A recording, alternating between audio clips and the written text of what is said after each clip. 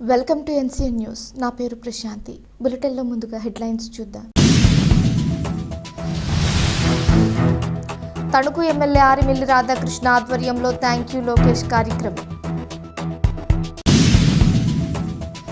రాష్ట్రంలో పేద మధ్య దిగువ తరగతి వర్గాలకు చెందిన విద్యార్థులు గత ప్రభుత్వం చేసిన నిర్వాహకం వల్ల వారి భవిష్యత్తుకు ఎన్నో ఆటంకాలు కలిగాయని తణుకు ఎమ్మెల్యే ఆరిమిల్లి రాధాకృష్ణ తెలిపారు.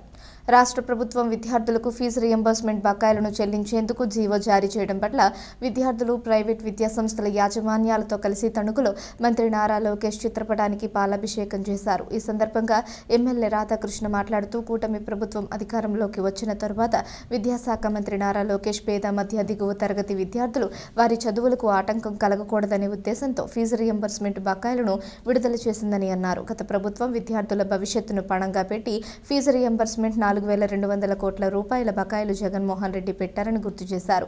కూటమి ప్రభుత్వం అధికారంలోకి రాగానే 20 నెలల కాలంలో 2,800 కోట్ల రూపాయల ఫీజు రియంబర్స్మెంట్ బకాయిలు చెల్లించారని తెలిపారు. ఈ నెలలోనే 1,200 కోట్ల రూపాయల ఫీజు రియంబర్స్మెంట్ బకాయిలు చెల్లించడానికి కూటమి ప్రభుత్వం జీవో ఇచ్చిందన్నారు. లోకేష్ మంత్రిగా బాధ్యతలు తీసుకున్న తరువాత రాష్ట్రంలో విద్యా వ్యవస్థలో సంస్కరణలు తీసుకువచ్చారని అన్నారు.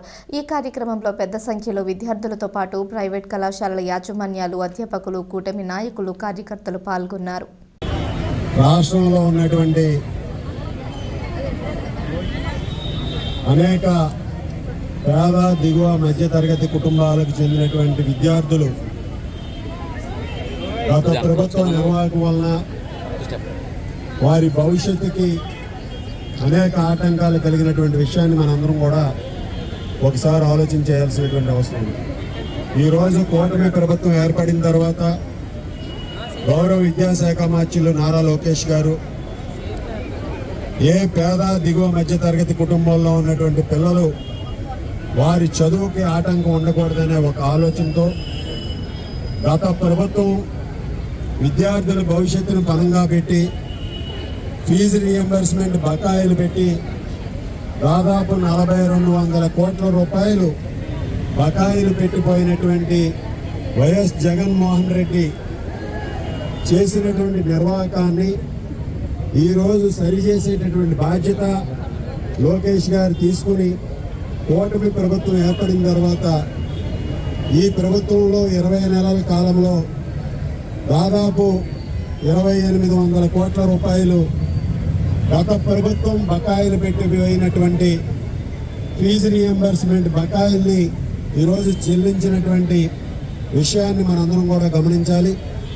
ఈరోజు 1,200 కోట్లు ఈ నెలలో ఫీజు రియంబర్స్మెంట్ బకాయిలు ఏదైతే ఉన్నాయో వాటిని చెల్లించడానికి జీవో ఇవ్వడం జరిగింది. ఈరోజు గత ప్రభుత్వంలో జగన్మోహన్ రెడ్డి బటన్ నొక్కుడు పిచ్చితో అనేక మంది విద్యార్థుల భవిష్యత్తును పణంగా పెట్టాడు.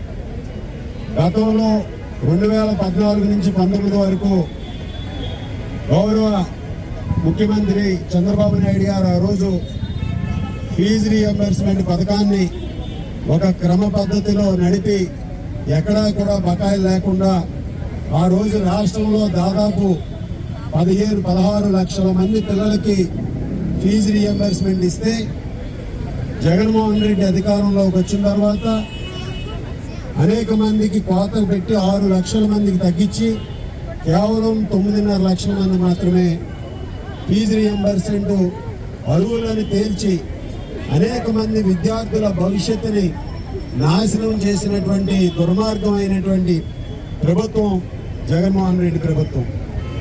ఆ రోజు రాజకీయాల కోసం బటన్ నొక్కుడు పిచ్చితో, ఆయన రంగుల పిచ్చితో విద్యార్థుల భవిష్యత్తును పణంగా పెట్టి ఆ రోజు గతంలో ఎప్పుడు కూడా కాలేజీలకు చెల్లించేటటువంటి ఫీజు రియంబర్స్మెంట్ని రాజకీయాలకు వాడుకోవడం కోసం రాజకీయాలు చేయాలనే ఉద్దేశంతో ఒక రాజకీయంగా ఏదో లబ్ధి పొందాలనే ఒక దురాలోచనతో తల్లుల ఖాతాల్లోకి ఫీజు రియంబర్స్మెంట్ వేస్తున్నానని చెప్పి దాన్ని అస్తవ్యస్తంగా తయారు చేసినటువంటి విషయాన్ని మనందరం కూడా గుర్తుపెట్టుకోవాలి.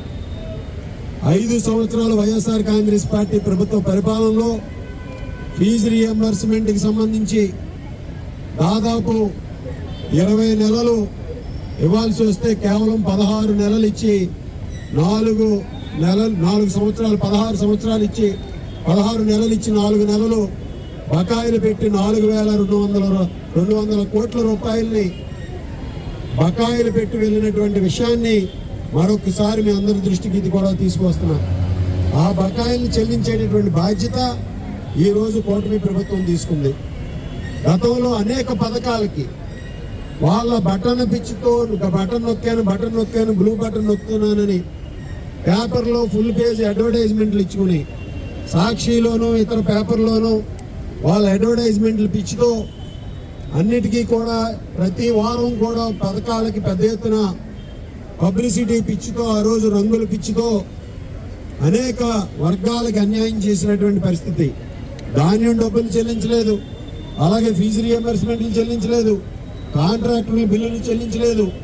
ఈ విధంగా ఎవరు రాష్ట్ర ప్రభుత్వంతో ఏం చేసినా వారందరి జీవితాలతో ఆడుకున్నటువంటి పరిస్థితిని మనందరం కూడా ఒకసారి గుర్తు చేసుకోవాలి.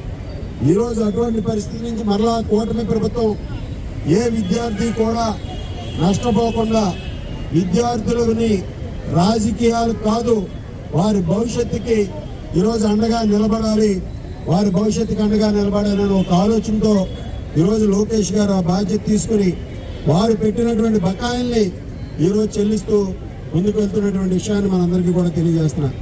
లోకేష్ గారు మంత్రివర్యులుగా బాధ్యతలు తీసుకున్న తర్వాత ఈ రాష్ట్రంలో విద్యా వ్యవస్థని సంస్కరణలు తీసుకొచ్చి ప్రాథమిక విద్యా సంస్థ స్థాయి నుంచి కాలేజీ విద్య, పీజీ విద్య వరకు కూడా ఈరోజు అందరికీ కూడా ఫీజు రియంబర్స్మెంట్లు కూడా సక్రమంగా అందే విధంగా తద్వారా వారి భవిష్యత్తుకి ఎటువంటి ఆటంకాలు లేకుండా కూడా చూసే బాధ్యతని ఈరోజు లోకేష్ గారు తీసుకున్నారు.